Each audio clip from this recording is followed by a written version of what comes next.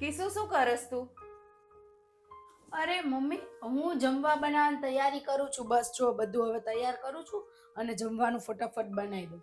તું એમ કર, જમવાનું બનાવવાનું રહેવા દે અને જમવાનું છે ને આરતી બનાવી દેશે. અને તું એમ કહેતી હતી ને મારે બહાર જવાનું છે, કપડાં ઇસ્ત્રી કરવાના છે, તો જા તું ઇસ્ત્રી કરી નાખ. જમવાનું છે ને આરતી બનાવી દેશે. અરે મમ્મી, પણ મારે કેમ જમવાનું નથી બનાવવાનું? અને હું ક્યારની વિચારું જ છું એ વસ્તુ કે તમે હમણાંથી મને રોજ એમ કહો છો કે તું આ કામ ના કર, આરતી કરી નાખશે, આરતી દીદીને બધું કામ આપો છો. મારાથી કાંઈ ભૂલ થઈ ગઈ છે મમ્મી? મેં શું કાંઈ ખોટું કર્યું છે? તમે કેમ આવું કરો છો?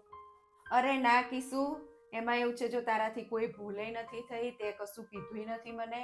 પણ છે ને હવે જો આપણે આરતીની સગાઈ કરવાની છે, સગાઈ ગોતીએ છીએ, બરાબર? અને અત્યાર સુધી તું લગ્ન કરીને 4 વર્ષથી આવી છું, આરતીને તે કશું કામ નહીં કરવા દીધું. અને આરતી સાસરે જશે અને પછી જો એને કામ કરવાનું આવશે ને તો એને એવું લાગશે કે મારે સાસરીમાં દુઃખ છે. એટલે હું એવું નથી ઈચ્છતી કે એને એવું લાગે કે મારે સાસરીમાં કામ બધા છે. તે કેવું આવીને બધું ઘર સંભાળી લીધું, બધાને સંભાળી લીધા.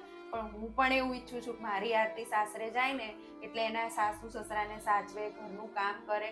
ભલે એને પછી ત્યાં જઈને નોકરી કરાવે કે ના કરાવે એનો કોઈ પ્રશ્ન નહીં, પણ અહીંયા કંઈ નહીં કર્યું હોય અને નહીં આવડતું હોય ને તો ત્યાં જઈને એને તકલીફ પડશે.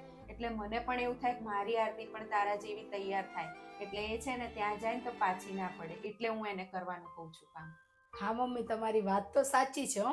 તો કંઈ નહીં, હું છે ને હવે આજથી જ આરતી દીદીને બધું નવું નવું ખાવાનું બનાવતા શીખવાડી દઈશ મસ્તનું. ક્યાંય આરતી દીદી પાછા જ નહીં પડે, આપણે મસ્ત ટ્રેન્ડ કરી દઈશું એમને.